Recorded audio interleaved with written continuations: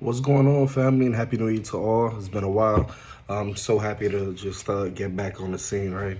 And share this upcoming year. God bless all of you guys, and I look forward to not only making more content this year in 2023, but I'm just excited to get back into it. And this movie, although it came out technically last month, which is last year, right?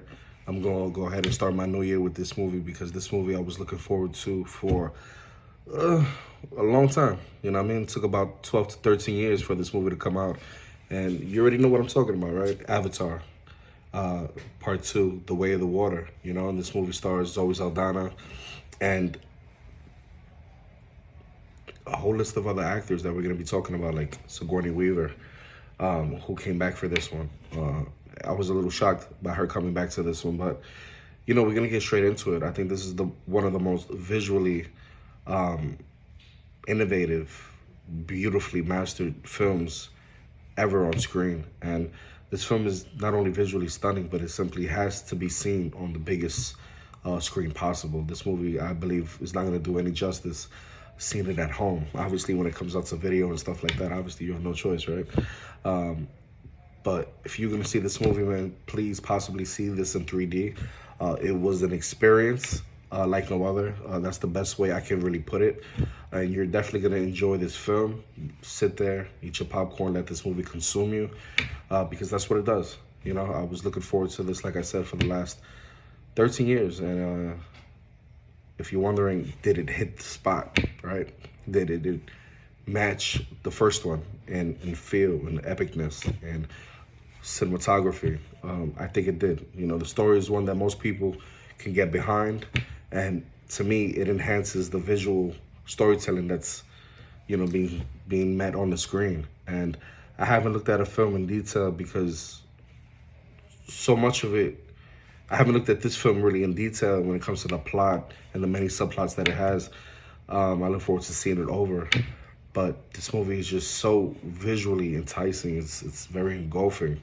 I'm not saying, you know, the story's perfect by any means. It's really not. But what they did with a 3-hour film was help flesh out everything that was missing the last 13 years, and with the majority of the characters. And they gave you a story that's in depth, has weight, and that you could really, really get behind with, you know, some kind of morality, especially with a lot of these long films turning into series nowadays, right, on Netflix and Hulu's. But this one had the balls to, you know what, I'm gonna make a full 3-hour film, concise it, and put it in three hours. And I think, you know, honestly, there could have been a few plot holes that I didn't really care for. And I'm not gonna get too much into spoiler territory because I want you to go into this film empty, so that way you could actually enjoy it. Going in empty was the best thing I've actually did. And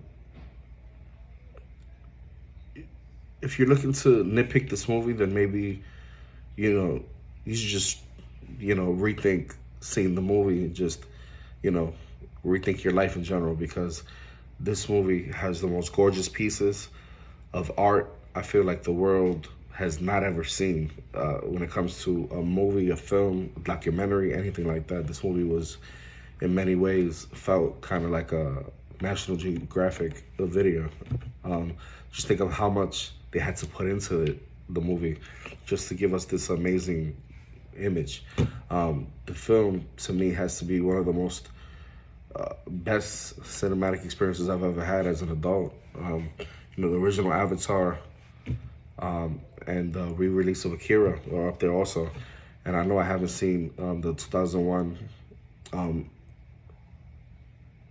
film, I think The Space Odyssey, in IMAX. And maybe, you know, that'll knock me out the park also. But this film was essentially pretty much visuals, which usually don't make a good movie, but I actually enjoyed the movie. This movie has different gears to it. You know, this movie had massive advertisement, which, you know, made me obviously want to see the movie and the film more, just like many people, right? They were to go see it, and by the box office, you can tell that the movie is selling.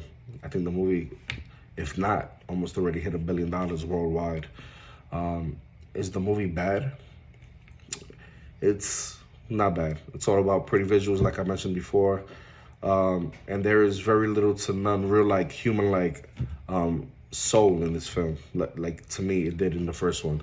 The first one had a really good feel about going back, fleshing out human characters, and then transforming them into the world of Pandora. But I think within the first, I'd say 20, 30 minutes of this film, they give you pretty much, they wrap up a lot of different things and introduce you to a lot of different things. Sigourney Weaver's character, I think, was amazing. Yes, Sigourney Weaver was back in this film. If you definitely saw the first one, spoiler alert, you know, she dies. But the way they actually bring her character into fruition in this film, to me, made a lot of sense. I think the villain of the movie and the way he was cloned came back, spoiler alert, I think was awesome too, just to get him back in the film.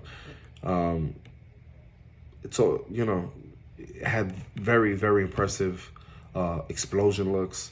Pandora looked amazing, as you can just imagine by the trailers. This movie has many, many action sets, action pieces, explosions and attacks that they start to numb you, kind of, right, within 20 minutes. And at first I'm like, damn, this is visually stunning, but this is no way to tell a story. You know, it's just, everything's thrown at you. But after a while, you know, you got to think about it. It's a movie. It's a fantasy movie. And although the movie was very stunning, I felt like certain characters were weak. And the plot of the film could have been better. You know, this movie was well written for the most part, but it lacked certain things. You know, and like I said, I should preface that by saying that, you know, I'm a huge James Cameron fan. You know, I think, you know, he has the top 10 movies of all time, you know, starting from, you know, back in the day, my childhood, man. We had Terminator 2, you know, who's going to forget an iconic character like the Terminator. We have Titanic, you know, which seeded Leo DiCaprio's career. You know, and then we got suspenseful films like, you know, this Avatar film, you know, and it was just amazing to see. I don't know how he does it, the way he gets the quality of the film. He's a very established producer, you know, and his brand, you can tell within the first 5 minutes, it's his movie. They're very quality, very epic. And this one, to me, although it was stunning, it was kind of mediocre when it comes to the story. You know, and unlike his other movies, this, believe it or not, there was really nothing special about this movie in terms of the plot, in terms of the story. If this movie had a better plot, story, and even a lot of the subplots in this film, I feel the movie would have been top tier. Although, you know, to most people, it's top tier because of the way it's performing in the box office. But, you know, the opening 15 minutes felt very choppy for the most part. And, you know, especially somebody like me that watches so many movies, you know, within the first 5, 10, 15 minutes of the film, you want to be drawn in. And this movie does that visually. But when it comes to the story, you're like all over the place because I felt kind of rushed. There's no break, right? In a good movie, you have a break just to give you that, you know, let me take this in. This is happening. This is over here. Oh, this is where he's been. Oh, he has a family. You know what I mean? So it's questionable when it comes to that. You know, there's a lot of emotional traction for Sully's character due to the new family and the way he has to move them out of where they are. You know, the motives for the characters to me were questionable, very volatile. 1 minute they're angry at someone or something, then the next minute they're helping them. It's kind of weird, especially when it comes to a certain scene in the movie where, you know, the killing of the Navis is very dismissive. But when a certain character gets, you know, threatened, it just gets soft all of a sudden and doesn't even know why. You know, the use of violence goes sometimes off the rail. And obviously you want to see the violence, but you want to have a reason behind it, right?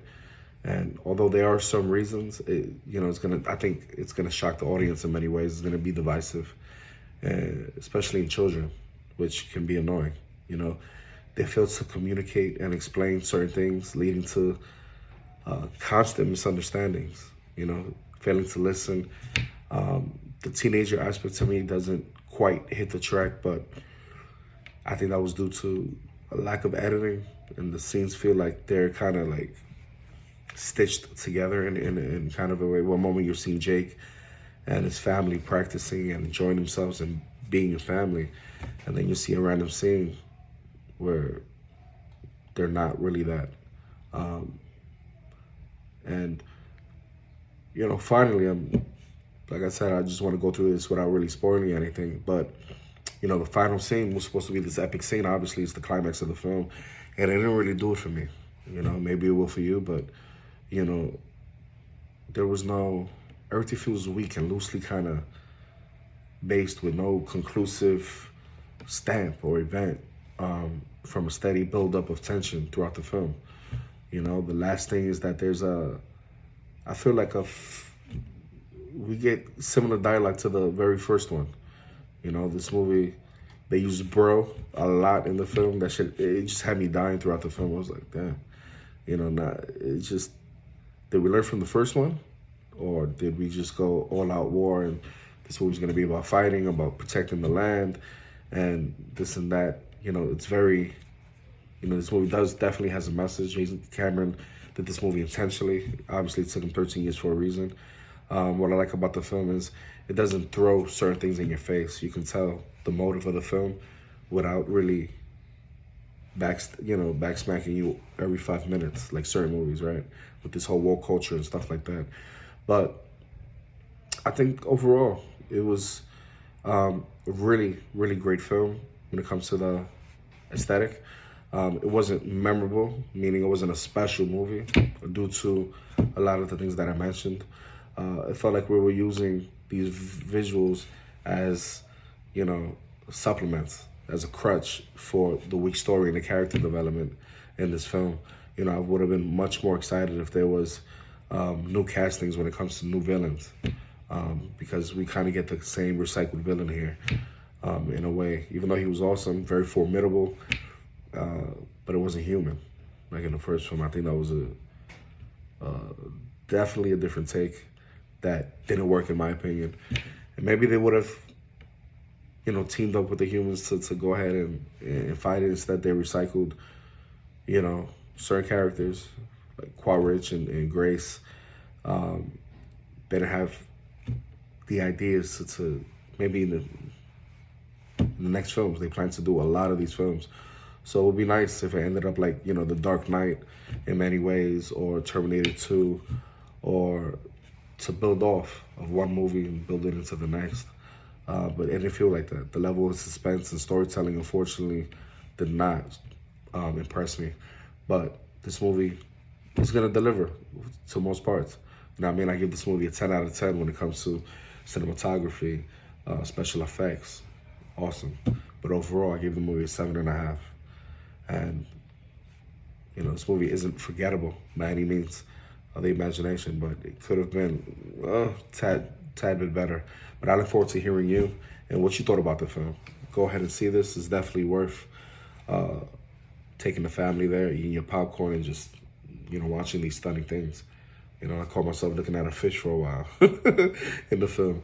But definitely, go let me know what you think. Hit me up on the Discord. I look forward to hearing your opinions and your comments.